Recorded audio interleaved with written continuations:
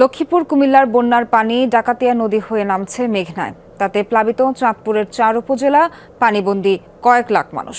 এ অবস্থায় দুর্গতদের হাতে ত্রাণ পৌঁছে দিতে স্বেচ্ছাসেবী সংগঠনগুলো চেষ্টা করছে। অবশ্য সুষম বন্টন নিয়ে ভুক্তভোগীদের রয়েছে নানা অভিযোগ। চাঁদপুর থেকে জানাচ্ছেন আখলাক মুস্তাফা, ছবি তুলেছেন নির্মল চন্দ্র। শিয়া বাটার ও ভিটামিন ই সমৃদ্ধ lily glam beauty soap. Lily, always beautiful.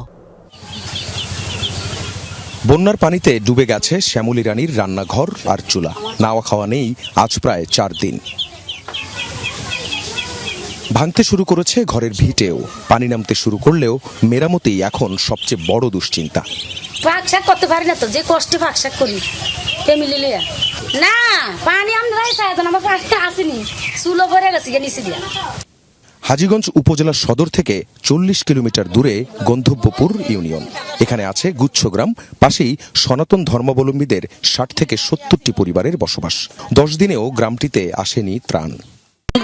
জলায় এতটুকু জল, আমরা কিছু পাই নাই, আমরা অনেক কষ্টে আছি। বাচ্চা কাচ্চালে বহুত কষ্টে আছি আমরা। উড়ানে অনয় একাডু জল গুচ্ছগ্রাম দিতে আছে, এইদিকে কোনো দেয় না, খাবার উবার দেয় না। দুর্গতদের খোঁজ খবর নিয়ে ত্রাণ পৌঁছে দিচ্ছে স্বেচ্ছাসেবী সংগঠনগুলো। শুকনো খাবারের পাশাপাশি প্রয়োজনীয় ওষুধ দিচ্ছে হিউম্যান এইড বাংলাদেশ ফাউন্ডেশন।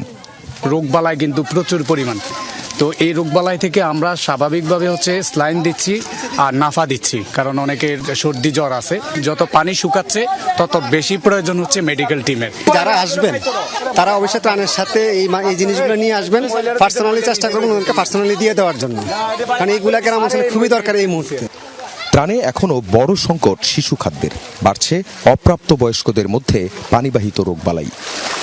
পানি নামছে বন্যা দুর্গত এলাকা থেকে। আশীর্বাদ হয়ে এসেছে ঝলমলে রোদ। তবে শঙ্কা আছে, আবারও যদি বৃষ্টি হয় সেক্ষেত্রে পানি বেড়ে যেতে পারে।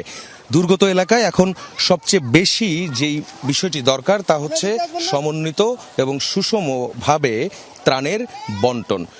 আজ 10 দিন পর একটি এলাকায় এসেও জানা যাচ্ছে এখানে 10 দিন ধরে কোনো ত্রাণ পৌঁছায়নি। এছাড়াও পানিবাহিত যে রোগবালাই, সেই রোগবালাইয়ে মানুষ আক্রান্ত হচ্ছে, হাসপাতালে যাচ্ছে, কিন্তু ওষুধের সংকট আছে। আখলাক মুস্তাফা, যমুনা নিউজ, হাজীগঞ্জ, চাঁদপুর।